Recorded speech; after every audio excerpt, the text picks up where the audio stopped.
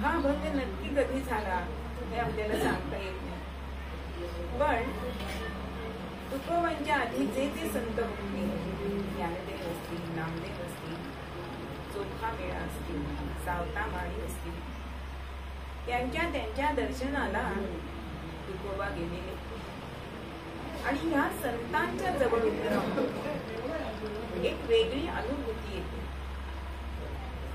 आणि ही अनुभूती त्यांना येते त्यावेळेला अनेक साधक जे त्यांच्या बरोबर होते तेव्हा तुकोबांना ते सांगताय की आज आम्हाला संत महिमा सांगा, संत कसे असतात ते आम्हाला सांगा. म्हणून आजचा अभंग असं बघितलं की वाटतं की जणू काही शब्द सुमने घेऊन तुकोबा आले आणि या संतांच्या चरणावरती ही शब्द सुमन वाहत आहे. काय वाणू आता न पुरे निवाण. काय हा शब्द आपल्याला काय दर्शवतो? चार प्रकारे आपल्याला काय हा शब्द विचारता येतो, म्हणजे बोलता येतो. पहिल्यांदा काय म्हणजे प्रश्नार्थक आहे. एखादा लहान मूल आपल्याला दिसतं, विचारतो काय बाबा तुझं नाव आहे, म्हणजे प्रश्न झाला. त्यानंतर आश्चर्यजनक पण हा शब्द वापरता येतो. काय असं आपण जेव्हा म्हणतो तेव्हा ते आश्चर्यजनक असतं. म्हणजे एवढा मोठा सर्प निघालाय, अजगर निघालाय, बापरे एवढा मोठा साप काय होतो, बापरे भीती वाटली, असं पण काय हा आश्चर्यजनक सुद्धा शब्द वापरू शकतो. काही ठिकाणी आपण काय हा शब्द खेदजनक सुद्धा वापरू शकतो. म्हणजे उदाहरण द्यायचं झालं तर बाबा आई वडील चांगले परमार्थी आहेत आणि काय पोटी मुलं उपजली आहेत असं म्हणतो तेव्हा आपण खेदजनक असा तो काय शब्द वापरू शकतो. आणि अजून एक काय हा शब्द आपण उच्चारतो तो दुर्बलता दर्शक पण सुद्धा आपण हा वापरू शकतो. म्हणजे समजा एखाद्या हमालाला बोलवलंय आणि वजन उचलायला सांगितलंय, म्हणे असं ते वजन एवढं आहे की मी काय पामर ते उचलणार, म्हणजे दुर्बलता तिथे आहे असं पण हा काय शब्द आपण विचारू शकतो. मग ह्या अभंगामध्ये तुकोबा काय हा शब्द वापरतात, तो प्रश्नार्थक नाहीये, खेदजनक नाहीये, आश्चर्यजनक नाहीये, तर दुर्बलताजनक हा शब्द त्यांनी ते वापरलेला आपल्याला दिसतो. की काय वाणू आता न पुरे ही वाणी, मी संतांचं असं काय वर्णन करू की माझ्याकडे शब्द भांडार हे कमी आहे. म्हणून काही ठिकाणी असं करायचं असतं की तिथे दुर्बलता दर्शक आहे ना, तिथे आपण नतमस्तक झालेलं चांगलं. म्हणून काय वाणू आता न पुरे ही वाणी, मस्तक चरणी ठेव. संतांचं वर्णन करायला माझी वाणी ही अपुरी आहे असं तुकोबांसारखे संत आपल्याला सांगतात. इतके संतांचे उपकार हे आपल्यावरती आहे. म्हणून तुकोबा म्हणतायत की मी त्यांच्या चरणावर मस्तक ठेवतो, मी त्यांना शरण जातो. म्हणजे सोनं जर घेतलं, सोनं म्हणजे संत आहे. आणि आता सोन्याला कोणी चांदीचा मुलामा देतो का? चांदीला सोन्याचा मुलामा देतात, 2 ग्रॅमच्या वस्तू हल्ली आपल्याला देतात. पण सोन्याला कोणी जसा चांदीचा मुलामा देत नाही, तसंच संतांचं वर्णन करणं म्हणजे सोन्याला चांदीचा मुलामा देणं.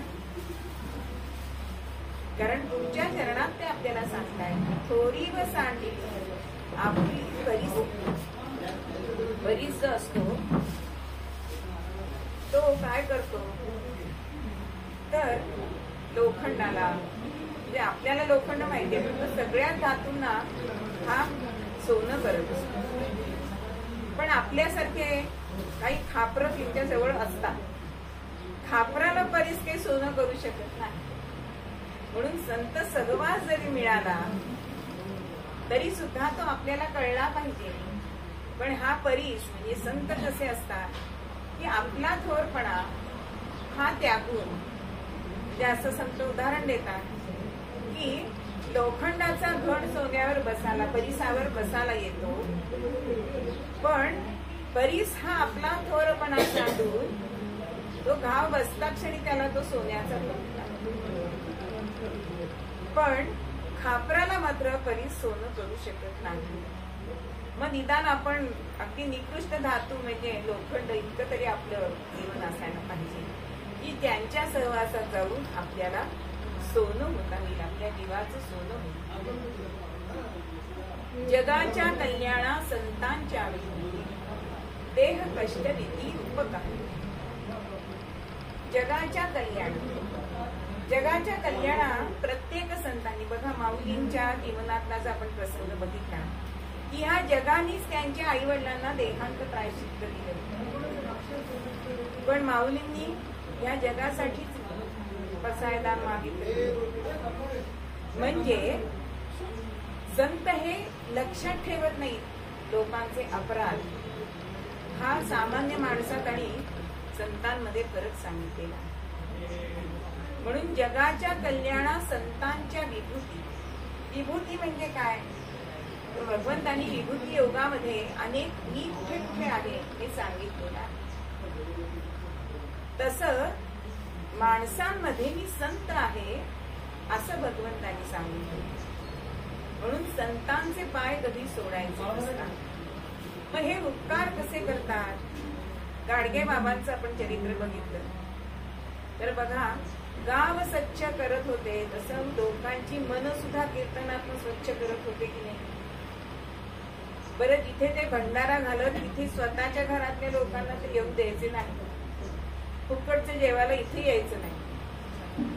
म्हणजेच बोले पैसा चाले त्याची गंधारी पावले, हे संतांचं लक्षण सांगितलेलं आहे. म्हणून देह कष्टविती, उपकारासाठी देह आपला संपूर्ण आयुष्य ते घालवतात.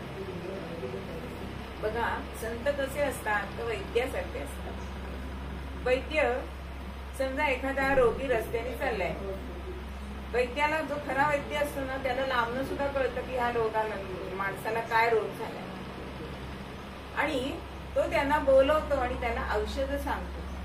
पण औषध घेणं न घेणं हे त्या माणसाच्या रोग्याच्या हातात आहे. तसं संतांना सुद्धा कळतंय की आपल्याला भवरोग झालेला आहे, पण त्यांनी जे नामाचं औषध दिलंय ते घेणं न घेणं हे आपल्या हातात आहे. म्हणून संत हे वैद्यांसारखे असतात आणि ज्याला जसं हवंय ना तसं ती उपासना ते सांगत असतात. जसं एका वैद्यांकडे रोगी येतात आणि प्रत्येकाला एकच मात्रा देतात, पण जो श्रीमंत असतो त्याला सांगतात कस्तुरीतनं घ्या, जो जरा मध्यम असेल त्याला सांगतात केशरातनं घ्या, त्याच्यापेक्षा जरा जोरी कोणी मध्यम असेल त्यांना सांगतात मधातनं घ्या, आणि जो अत्यंत गरीब असेल त्याला ते सांगतात पाण्यातनं घ्या. औषध एकच आहे, पण त्याला जर सांगितलं ना श्रीमंताला की पाण्यातनं घे, त्याला वाटतं काही याला येतच नाही असं वाटतं. म्हणून त्याला कस्तुरीत जरा हायफाय सांगितलं की त्यांना बरं वाटतं. तसे संत सुद्धा ज्याला जी उपासना झेपेल ती उपासना सांगत असतात. देह कष्ट भीती भूतदया हे संतांचे भांडवल आहे. संत हे भूतदयेनी अगदी त्यांचं हृदय जे आहे ना ते इतकं कोमल असतं की जे जे भेटे दूत ते ते मानिती भगवंत, अशी त्यांची वृत्ती असते. बघा नाथांच्या जीवनामधला प्रसंग की गंगेवर स्नानाला गेलेत आणि यवन त्यांच्या अंगावर थुंकलं. तो किती वेळा थुंकलाय हे प्रत्येक ठिकाणी वेगवेगळं आहे बरं का पुस्तकात. कोणी म्हणते 21 वेळा, कोणी म्हणते 108 वेळा. थुंकला हे महत्वाचं आहे, पण नाथ त्याला बोललेत का, रागावून बोललेत का? उलट नाथांचा शांतपणा बघून, कारण तो थुंकला की नाथ पुन्हा गंगा स्नान करून येत होते, गोदावरीमध्ये स्नान करत होते आणि पुन्हा त्यांनी थुंकावं, पुन्हा नाथांनी स्नान करावं असं 108 वेळा आपण म्हणूया झालं. शेवटी त्या यवनाला त्याचा त्रास व्हायला लागला आणि तो त्यांना शरण आला. पण सकारात्मक कसं बघायचं एखाद्या गोष्टीकडे हे आपल्याला संतांकडून कळतं. नाथ म्हणाले, अरे मी एका दिवसात 108 वेळा गंगेचं स्नान केलं असतं का गोदावरीचं? तू थुंकलास ना म्हणून हे तुझे माझ्यावर उपकार आहे आणि त्यामुळे मी एका दिवसात 108 वेळा स्नान केलं. आपण असं म्हणू शकणार नाही. म्हणून भूतांची दया हे भांडवल संतान. प्रत्येक संतांच्या जीवनामध्ये आपल्याला ही भूत दया दिसते. कितीही लोकांनी त्रास दिला तरी सुद्धा संत ते लक्षात ठेवत नाही आणि ते आपला देह, आपल्या देहाला कितीही त्रास झाला तरी त्यांना चालतो. आपल्या देहाला ते स्वतःचा देह मानत नाही, हे ममता ठेवत नाही. आणि आपण आपल्या देहावर ममता.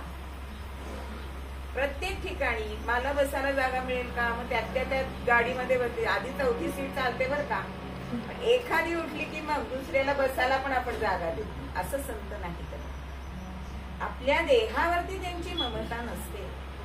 रामकृष्ण परमहंसांना जेव्हा घशाचा कर्करोग झाला होता, अगदी शेवट की त्यांना बोलता यायचं नाही, पण बुडते हे जन न देखवे डोळा, अशी संतांची जी मनोभूमिका असते आणि लोकांना बोध करताना ते बोलत राहायचे, त्यांना त्रास व्हायचा, पण आपल्या देहावर ममता नाही. मला त्रास झाला तरी चालेल, पण ह्या भवसागरामध्ये बुडणाऱ्या लोकांचं हित व्हावं याच्यासाठी ते देव कष्ट घेत असतात. म्हणून तुका म्हणे सुखे पराव्य सुखे. संतांची एक मोठी ओळख काय आहे की त्यांना दुसऱ्याच्या सुखाने सुख होतं आणि आपल्याला मात्र दुसऱ्याला, आपण बघा दुःखामध्ये भेटायला जातो की नाही, कोणी घरातलं मनुष्य गेलं की आपण त्यांच्या समाचाराला जातो, 4 गोष्टी त्यांच्याशी बोलतो, पण सुखात जातो का हो? गाडी घेतली, किती गाडी घेतली बघा, असं आपल्या पोटात दुखायला लागतं, आपल्याला सुख नाही होत, आनंद होत नाही. पण संतांना दुसऱ्याचं सुख बघून सुद्धा सुखच होतं, हे त्यांचं मुख्य लक्षण सांगितलेलं आहे. आणि स्रवत असे मुखे अमृतची, त्यांची वाचा इतकी मधाळ असते आहो. आणि सहज बोलणे हित उपदेश, असं त्यांचं बोलणं असतं की जाता जाता जरी एखादा शब्द आपल्याला कानावर पडला तरी सुद्धा ते आपल्या हिताचं असतं. एक राजा होता आणि तो राजा शिकारीला गेलेला. शिकारीला गेला तहान लागली म्हणून एका सरोवराशी गेला. आणि सरोवराच्या मधोमध असा एक बगळा बसलेला होता आणि तिथे एक दगड होता आणि काठावरती एक साधू महाराज बसलेले होते. आता राजाला असं वाटलं की यांचं दर्शन घ्यावं, त्यांनी काही उपदेश दिला तर आपल्याला तो म्हणजे उपदेश होईल आणि आपलं जीवन धन्य होईल, म्हणून त्यांचं दर्शन घेण्यासाठी जातोय. पण त्या साधू महाराजांचं लक्ष होतं त्या बगड्याकडे. काय करत होता तो बगडा, तर आपली चोच ओली करायचा आणि दगडावरती तो घासायचा, म्हणजे मासे पकडायला आपल्याला चोचीला धार हवी म्हणून तो तसं करत होता. आणि त्याच्याकडे बघत बघत साधू महाराज म्हणतोय, घिस घिस घिस घिस पाणी ऊपर डाले पाणी, तेरे मन की मैने जानी. असं साधू महाराजांनी त्या बगड्याकडे बघत ते शब्द म्हटले. आता आपण दर्शन घेतलंय, साधू महाराजांचं आपल्याकडे लक्ष नाहीये, पण त्यांनी हे जे वाक्य उच्चारलंय तोच आपला उपदेश समजूया असं म्हणून तो उपदेश सारखा हा राजा म्हणायला लागला. आणि तो सतत म्हटलं की मग सारखा यायला लागला जिव्हेवरती. राजवाड्यामध्ये आलाय आणि दुसऱ्या दिवशी काय झालं की नेहमीचा त्यांचा न्हावी आलेला आहे आणि तो वस्त्र्याला अशी धार लावत होता. दगडाला पाणी लावून त्या सूर्य वस्त्र्याला धार लावतोय, पाणी लावतोय, पाणी नंतर धार लावतोय. आता ते बघून राजाला त्या साधूचे शब्द आठवले की घिस घिस पाणी ऊपर डाले पाणी, तेरे मन की मैने जानी. आता असं म्हटल्यानंतर ज्याच्या मनामध्ये काळं बेर होतं ना, या न्हाव्याला मात्र असं वाटलं की आपल्या मनात जे आहे, कारण तो अत्यंत भ्यायला की आता आपल्या मनात जर राजेसाहेबांना कळलंय म्हणजे आपल्याला देहांत प्रायश्चित्त आता चुकलेलं नाही, म्हणून अहो लटलट कापायला लागलाय. महाराज महाराज मला क्षमा करा, तुम्ही सगळं ओळखलंय. आता राजाला खरं काहीच माहिती नव्हतं, पण राजा हुशार होता. तो म्हणतोय ह्याला काहीतरी सांगायचंय. राजा म्हणतोय मला कळलंय पण ते तुझ्या तोंडून मला बदलून घ्यायचंय आणि तू सगळ्यांच्या देखत सांगायचंयस. आणि मग तो न्हावी सांगतो की राणी आणि प्रधान यांनी मला तुमची दाढी करताना तुमच्या मानेवरनं वस्त्रा फिरवा असं सांगितलं होतं, कारण राणीला प्रधान आवडत होता. म्हणजे सहज जरी संतांनी बोललेलं वाक्य ते आपण आपल्या अंमलात आणलं तर त्याचा जीव वाचला की नाही. म्हणून सहज बोलणे हित उपदेश. म्हणून संतांच्या जवळ गेल्यानंतर आपण आपले डोळे उघडे ठेवायचे असतात, कान उघडे ठेवायचे असतात. जो ते प्रसाद देतील तो कोणत्याही स्वरूपाचा असेल, कापड वस्त्र असेल, फळ असेल, अंगारा असेल, कुठलाही प्रसाद असला तरी त्याचा अभेर करायचा नसतो. दुसऱ्याला एखादा चांगला प्रसाद मिळाला पण आपल्या नशिबात हाच आहे हा विचार आपण करायचा असतो. म्हणून संतांना जेव्हा आपण भेटायला जातो तेव्हा माझी आई नेहमी सांगायची, संतांच्या दरबारात गेलं की आपण नमस्कार केला की संत कसे करतात, असं असं करतात. आपल्याला काय वाटतं, छान आशीर्वाद देतात, पण त्याचा अर्थ काय आहे, आहात तिथे बरे आहात असं आहे बरं का. आणि जेव्हा आपण संतांना नमस्कार करतो त्यावेळी त्यांनी जर आपल्या हृदयाला हात लावला तर तू माझा आहेस असं समजावं. म्हणून संतांची कृती ही अत्यंत चांगली असते आणि ते कधीही कोणाचं अहित करत नाही. असे हे संत. म्हणून संत हे आनंदाचे स्थळ सांगितले. समर्थांनी सांगितलंय संत आनंदाचे स्थळ, संत सुखची केवळ, नाना संतोषांचे मूळ, ते हे संत श्रीराम. संतांच्या जवळ आपण गेलो ना की आपल्याला आनंद मिळतो. बघा, आपण आपलं घरदार विसरतो. गोंदवल्यात गेल्यानंतर का आपल्याला छान वाटतं? कुठल्याही संतांच्या दरबारात आपण गेलो की आपल्याला आनंद होतो. आणि बायकांना तर वाटतं माहेरी गेल्यासारखं वाटतं, स्वयंपाकाचं आणि नुसतं नाम घ्यायचं. म्हणून संतांच्या महाराजांच्या इथे गेलं की 15-20 दिवस आम्ही कीर्तनाला जातो ना, इतकं छान वाटतं. आणि जेव्हा मी पहिल्यांदा 15-20 दिवस कीर्तनाला राहिले आणि मी घरी आले तर असं वाटायला लागलं की अरे गोंदवल्यात किती छान होतं. काय होतं गोंदवल्यात? अहो, प्रत्येकाच्या चेहऱ्यावरती सेवाभाव होता. कोणाच्या चेहऱ्यावर राग नव्हता, कोणाच्या चेहऱ्यावर द्वेष नव्हता. हे घरी आलं की दिसतंय सगळं, पण नको वाटलं. म्हणून संतांच्या ठिकाणी जर आपण त्यांच्या सहवासात गेलो तर आपल्याला आनंदच मिळतो. कारण संत सुखची केवळ, संत आनंदाची. म्हणून संतांच्या ठिकाणी आपण कायम सहवास जर त्यांचा केला तर आपल्याला सुद्धा तो आनंद मिळतो. व संतांनी अगदी प्रत्यक्ष नाही दिलं तरी बघा, आपण अत्तराच्या दुकानात जातो. अत्तराच्या दुकानात गेल्यानंतर त्या विक्रेत्याने आपल्याला अत्तर नाही लावलं तरी सुद्धा आपल्याला वास येतो की नाही?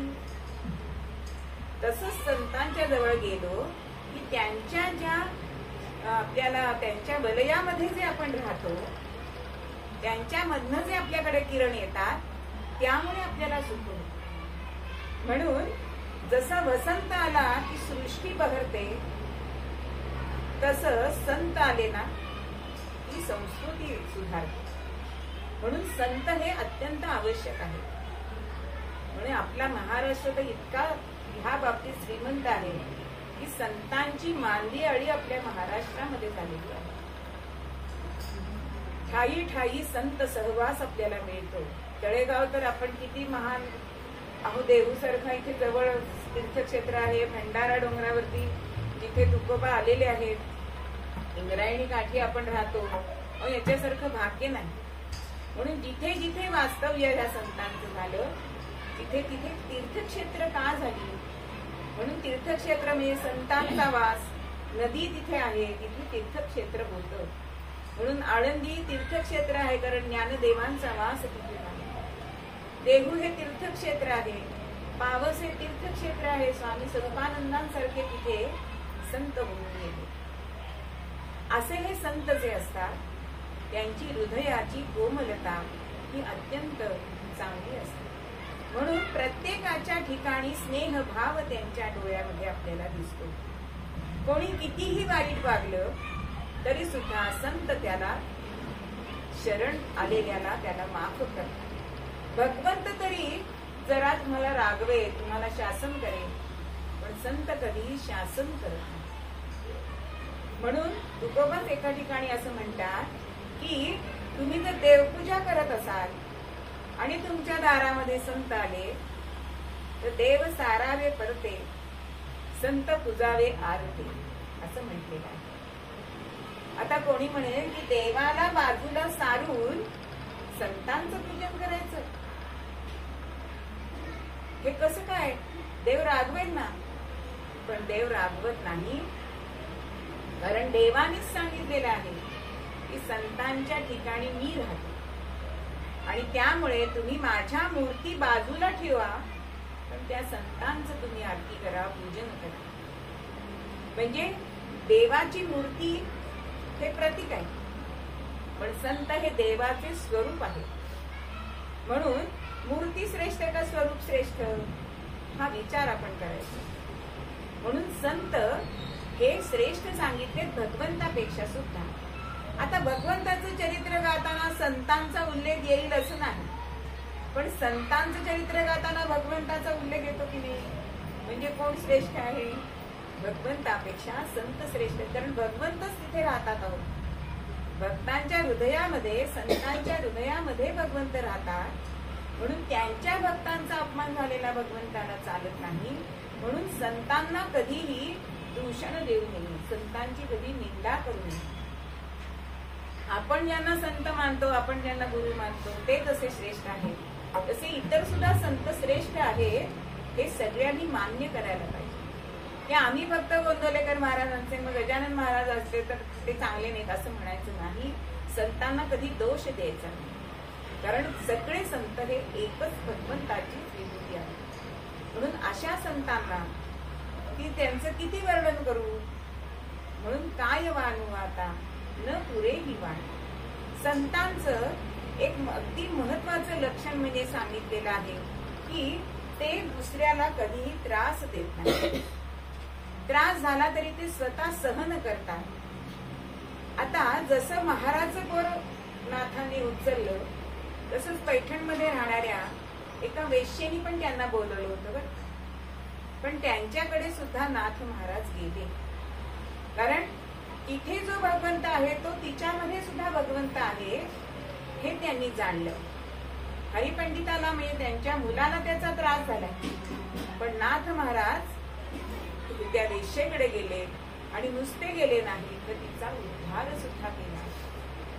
म्हणजे जिथे जिथे हे संत जातील, जिथे जिथे त्यांचे पदरज हे लागतील, तिथली सगळी भूमी ही पवित्र होत असते. म्हणून आपल्याला ह्या संतांचा महिमा कळला पाहिजे. म्हणून ह्या संतांचे उपकार आपल्यावर इतके आहेत की ते आपण या जन्मामध्ये फेडू शकत नाही. ते संत या देहामध्ये जरी नसते तरी सुद्धा आपला सांभाळ करत असतात. अगदी माझ्या चुलत बहिणीच्या वेळी दुसऱ्या वेळेला ती अगदी अडचणीत होती आणि रिक्षेतनं चाललेली होती. तर तिचा मुलगा होता, तो 2-4 वर्षाचा होता. पण त्या मुलाने कधी महाराजांचा फोटो पाहिलेला नाही. आणि आम्ही सगळे सोबत महाराजांचे भक्त. आता ही दवाखान्यात नेतीये, जगते का वाचते अशी तिची अवस्था होती दुसऱ्या बाळपणाच्या वेळी. आणि त्यातनं ती वाचलीये. आणि जेव्हा ती गोंदवलेला गेली तेव्हा तो मुलगा काय म्हणतो, आई मला हेच आजोबा दिसले ते रिक्षे. म्हणजे हा सांभाळ करणारा हेच असणार. म्हणून संत जरी देहामध्ये नसले तरी त्यांचे जे ग्रंथ आहेत, महाराष्ट्र म्हणतात सगळ्या संतांचे ग्रंथ म्हणजे ही त्यांची मृत्यूपत्र आहे. वडील देऊन ठेवतात की नाही मृत्यूपत्र, मुलांनी कसं पुढे वागावं, माझ्या याची वाटे कसे करावे, तसं हे सगळे संत ह्या ग्रंथामध्ये तेच लिहून ठेवलंय की सामान्य माणसांनी कसं वागायचंय जीवनामध्ये.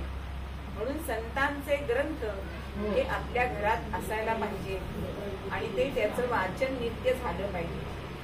पुस्तके शोकेची शोभा असता कामा नाही आणि ते पुढच्या पिढीपर्यंत पण गेलं पाहिजे. म्हणजे संत हे कायमस्वरूपी आपल्यावर कृपा करत असतात. म्हणून त्यांच्या ऋणामध्ये आपण राहणं हे जास्त श्रेयस्कर. असे संतांचे अनेक गुण आहेत, पण त्याला वर्णन करायला मला शक्ती नाही. असं तुकोबा मूळ पद्यामध्ये हेच म्हणतात की काय वाणू आता न पुरे ही वाणी. काय वाणू आता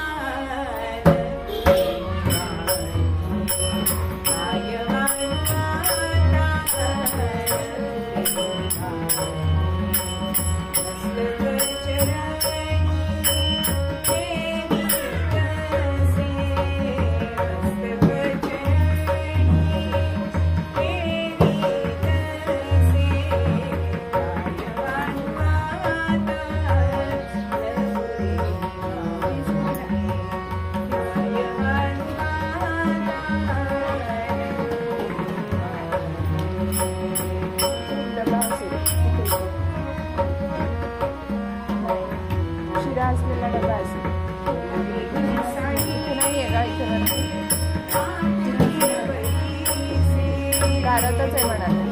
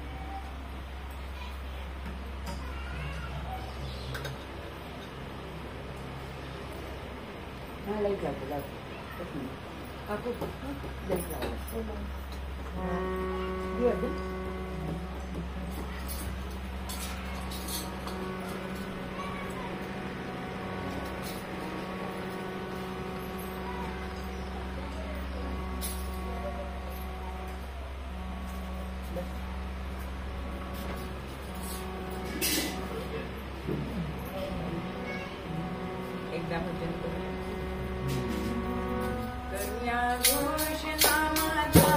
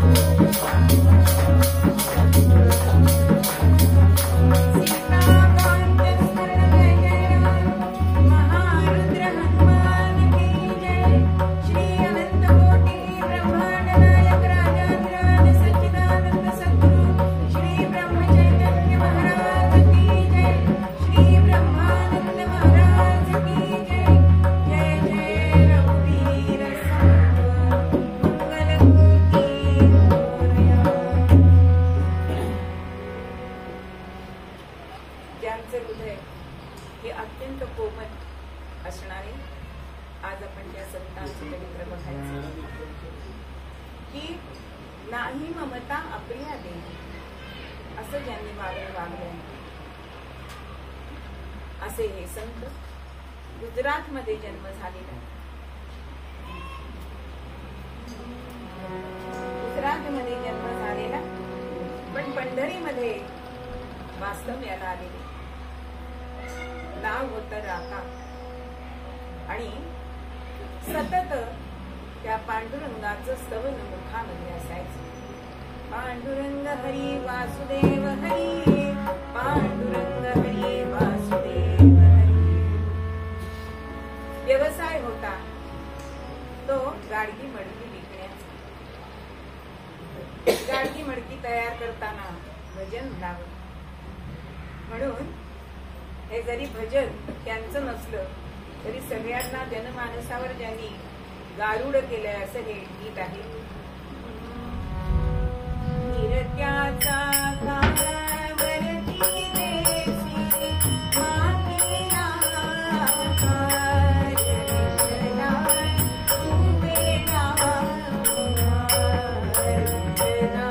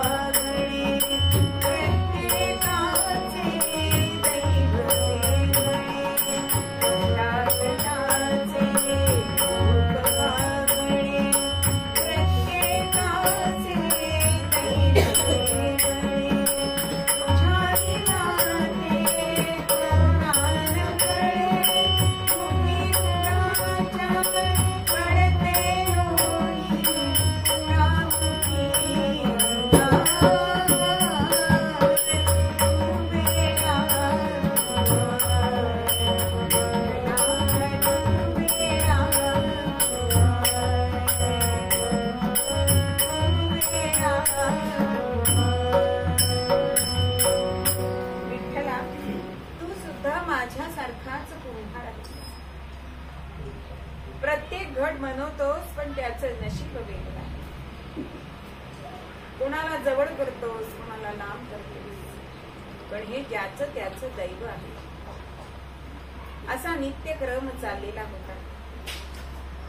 राकांची पत्नी होती बंका आणि मुलीचं नाव होतं डंका. आणि नित्य नियमाने हा व्यवसाय करत होते, पण मुखामध्ये सुचत नामस्मरण. आणि बरीच गाडगी मडकी तयार झाली की हे कुंभार आवा तयार करतात आणि त्याच्यामध्ये ती सगळी भाजून काढतात. म्हणजे ती कच्ची मडकी असतात ती पक्की होतात. आणि मग एके दिवशी काय झालं, ज्या डेऱ्यात होती पिले, ज्या डेऱ्यात होती पिले, तोही डेरा ठेवला आव्यात. लावला अग्नी त्वरित, तुषाग्नी अग्नी भडकला. एक एक मडकर रचावं, आतमध्ये भुसा गवत असं घालून ती मडकी पूर्ण बंदिस्त करावी आणि त्याला पेटवून द्यावं. पण मुखाने नामस्मरण चाललंय आणि त्या नामस्मरणामध्ये इतके गुंग होते राका की ती पिल्लं ओरडत होती, म्याव म्याव करत होती, पण तो ध्वनी त्यांच्या कानापर्यंत गेला नाही. कारण तुझे नाम माझ्या कानाने ऐकू दे अशी अवस्था झालेली. आणि ते मडकं सुद्धा आव्यामध्ये ठेवलं गेलंय. आता मांजरी बाहेर गेलेली होती आणि आवा धडा धड पेटलाय. अहो सुक गवत, भुसा, कोळशाची खर असं हे धडधड धडधड तो आवा पेटलाय. आणि इतक्यामध्ये मांजरी आली, शोधाशोध करतेय, पण तिला कुठे पिल्लं दिसेना. मार्जारी ती आली, मार्जारी ती आली, शोधुनी पिल्लास ती बघू थकली. आपल्या पिल्लांना शोधून दमले. प्रत्येक गाडगं बघावं, पिल्ल दिसत नाहीये, पिल्ल दिसत नाही. आव्यास भोवती ती, आव्यास भोवती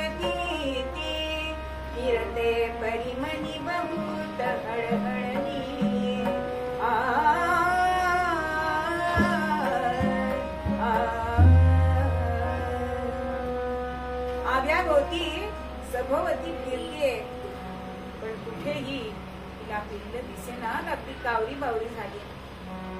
आता राखांच्या पावलामध्ये यायला लागले, म्याव म्याव ओरडते आणि काही कळेना की हा माझ्या पायात काय येते. आणि एवढ्यात त्यांची मुलगी आली डंका आणि म्हणते, बाबा अहो हिची पिल्ल एका गाडग्यात होती. आता मात्र राका डंका उभयता, धाव धाव पंढरीनाथा. अत्यंत ते कोमल हृदयाचे असणारे आमचे राका मनामध्ये गहिवरले की भगवंता, हे रमाकांता माझ्या हातातनं काय हे पाप घडलंय. मांजरीची जिवंत पिल्ल ह्या आव्यामध्ये माझ्या कडून रचून गेलीये. आता मी हा अपराध काय करू, किती ह्या मांजराचा मी अतिशय तिला मी समजावू. असं पंढरीनाथाची विनवणी करतात आणि त्यांची प्रार्थना करतायत. वाचा नाही बोलाया नाराचा नाही बोलाया, रक्षण तुझं विण कोणी करी, रक्षण तुझं विण कोणी करी. वाचा नाही बोलाया रक्षण तुझं विण कोणी करी. खूप जीवाचा तू अभिमानी, जगती वाचत असे. खूप जीवाचा तू अभिमानी, कीर्तिनिगंत वाचत असे. कीर्तिनिगंत वाचत असे. रागा भगवंताशी संवाद साधताय की अरे ह्या मुक्या प्राण्यांना बोलायला वाचा नाही आणि त्यांचं रक्षण तुझ्या विना कोण करणार. आणि तू मूक जीवांचा अभिमानी आहेस, अशी तुझी कीर्ती गाजतीये. आणि म्हणून रागाची उदाहरणं देतायत की गणेशाला मूषक आवडलाय, सरस्वतीला मोर आवडलाय, ऐरावत हा इंद्राला आवडलाय, त्यांनी त्यांना आपलंस केलंय. अहो खंडोबाला अश्व, शंकराला नंदी, विष्णूला गरुड, श्रीहरीला शेषाचा बिछाना. अहो असे सगळे तू प्राणी घेतलेस ना बरोबर. अरे मत्स्य, कूर्म, वराह हे सुद्धा तू अवतार घेतलेस.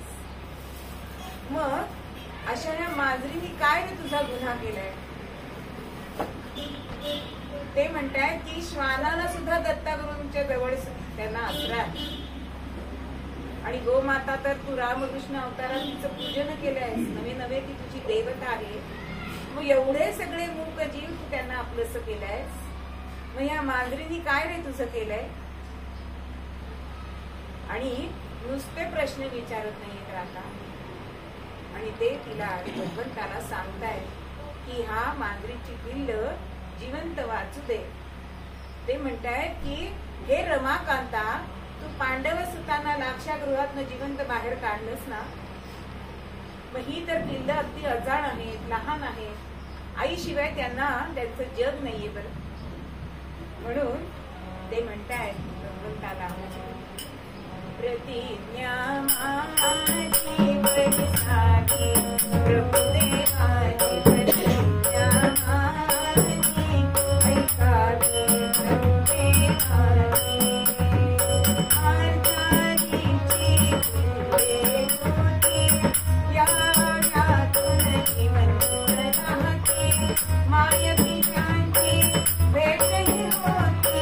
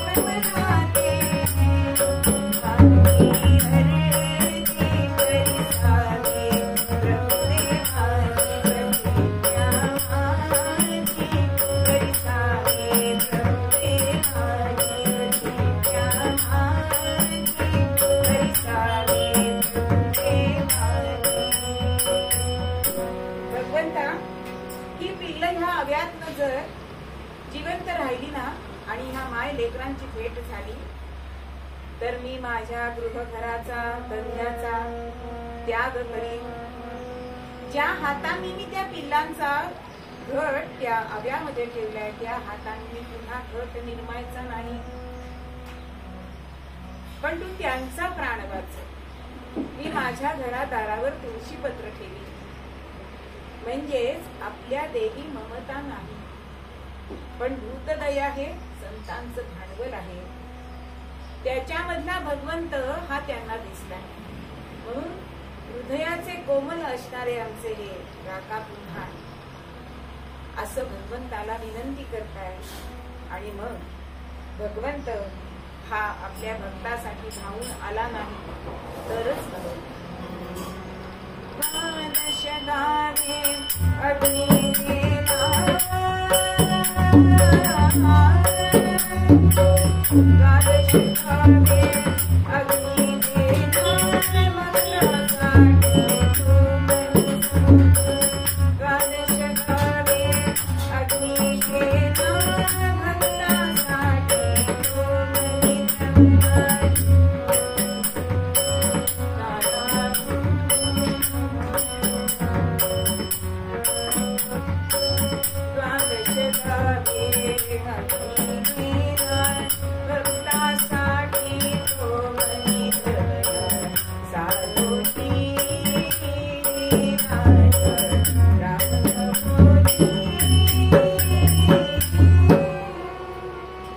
भक्तासाठी हा आमचा रमाकांत पंढरीनाथ द्रवलाय आणि तो अग्नी शांत झाला. तोपर्यंत ह्यांनी उपोषण केलं. भगवंताच्या चरणाशी ठाव घेतलाय की ही पिल्ल जिवंत राहते. आणि जसे पांडव या लाक्षागृहातून वाचले तसं भगवंतांनी तेवढं मडकं हे भाजलं गेलं नाही. आणि आवा शांत झाल्यानंतर पहिलं काय राखांनी बघितलं असेल तर ते मडकं कुठे आहे आणि त्या मडक्यात ही पिल्ल तशीच होती. आणि ती पिल्ल बघितली आणि आनंद गगनामध्ये व्हावे. हा भगवंता तुझा खरोखर ही तुझीच लीला आहे. काल आपण असं म्हटलं की अशक्य ते शक्य तसं हा भगवंतच करू शकतो. हा भाव त्यांचा भगवंताशी होता. आणि तूच हे करू शकतोस. तू अत्यंत दयाळू आहेस. आणि जसं मी तुला सांगितलं होतं की हंसा प्राण वाचावा तसं तुझं तू हे ब्रीद पूर्ण केलंयस. आता माझं वचन पाळायची माझ्यावर आता माझी जबाबदारी आहे. म्हणून घरादारावर तुळशी पत्र ठेवलंय. पुढच्या आयुष्यामध्ये राकाजींनी व्यवसाय केला नाही. ज्या जंगलात पडलेल्या सुक्या काटक्या असतील त्याची मोळी करावी, ती विकावी आणि त्याच्यावर उदरनिर्वाह करावी.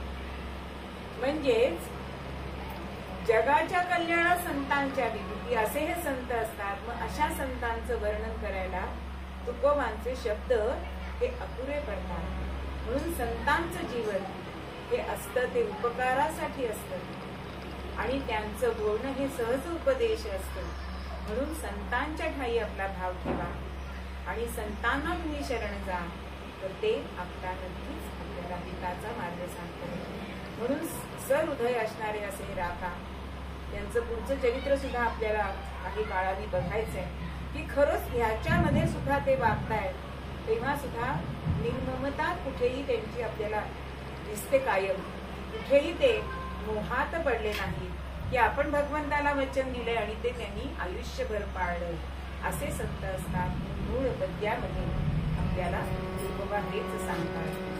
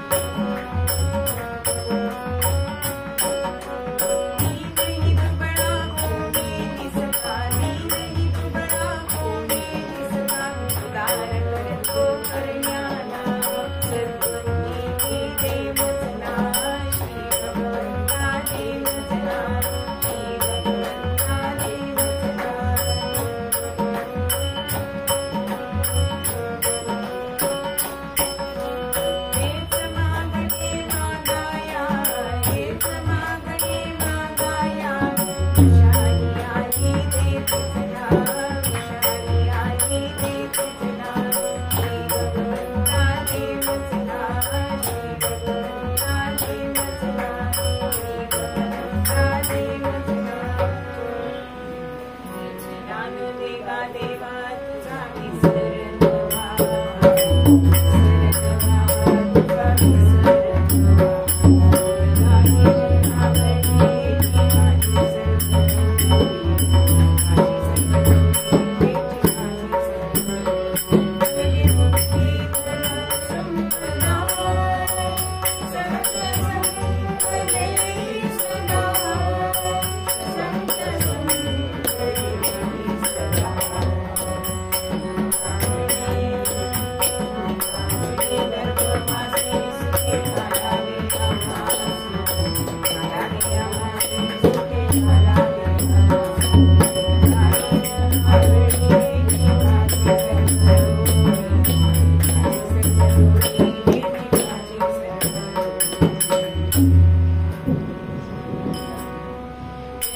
जय आरती